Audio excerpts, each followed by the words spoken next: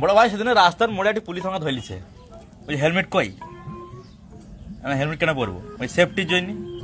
আমার বাঁচার ইচ্ছা নাই, বলো কি বলছে ওরে?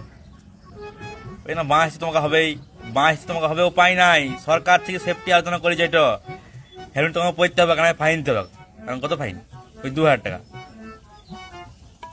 মানে আমার বাঁচার জন্য আমার পকেট থেকে তুমি 2000 টাকা নেবে?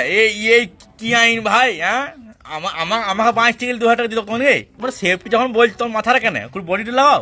হ্যাঁ, না বডিটা আমার লয়, পাড়া কেটে পড়ে যাবো, কে দায় নেবে?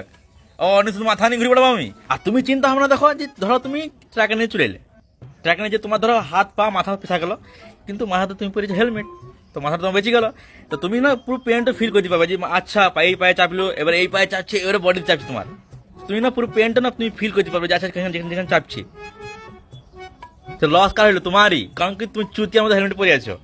তো ভাই খেলো দিমাগ সে, ড্রিম 11।